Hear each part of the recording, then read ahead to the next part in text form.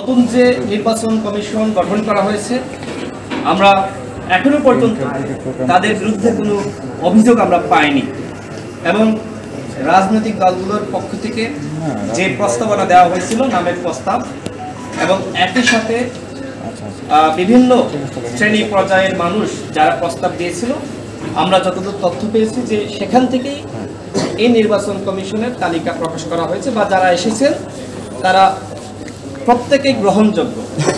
যদি তারা বিতর্কিত হতেন তাহলে ইতিমধ্যে সামাজিক যোগাযোগ মাধ্যমে বা সাংবাদিকদের মাধ্যমে আমরা জানতে পারতাম।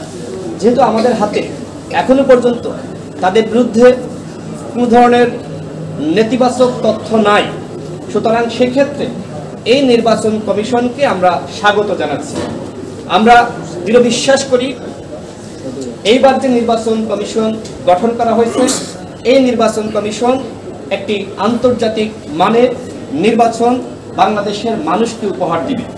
এই নির্বাচন কমিশন এমনভাবে কাজ করবে যাতে করে তারা কোনোভাবে বিতর্কিত না হয় এবং সকল রাজনৈতিক দলের মতামতের ভিত্তিতে সামনে কিভাবে তারা নির্বাচন করতে চান সে বিষয়ে অবশ্যই তাদেরকে বক্তব্য রাখতে হবে।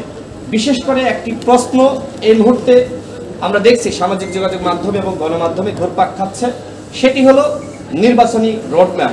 আমরা মনে করি অন্তর্বর্তীকালীন সরকারের প্রধানের সাথে আলোচনার ভিত্তিতে নির্বাচন কমিশন কাজ করবেন এবং তারা কিভাবে কাজ করতে চান এবং নির্বাচন কবে করতে চান সে বিষয়ে অবশ্যই তারা ঘোষণা দিবেন। আমরা দলগুলোর পক্ষ থেকে এর আগে অন্তর্বর্তীকালীন সরকারের মাননীয় প্রধান উপদেষ্টা তার কাছে রোডম্যাপ দাবি করেছি। আমরা বলেছি যে আপনারা কি করতে চান, আপনাদের পরিকল্পনা কি, সেটি আপনারা প্রকাশ করেন। কিন্তু এখনো পর্যন্ত তারা তাদের রোডম্যাপ বা পরিকল্পনা প্রকাশ করেনি। আমরা দেখেছি যে কেউ কেউ এই নির্বাচন কমিশনকে নিয়ে বিতর্ক সৃষ্টি করার চেষ্টা করছেন। আমার মনে হয় যেহেতু রাজনৈতিক দলগুলোর পক্ষ থেকে কোনো আপত্তি নাই এবং যারা প্রস্তাব দিয়েছিলেন তাদের পক্ষ থেকে কোনো আপত্তি নাই, সুতরাং এই মুহূর্তে যদি আমরা এই নির্বাচন কমিশনের পদত্যাগ দাবি করি তাহলে কিন্তু একটি সংকট তৈরি হতে পারে।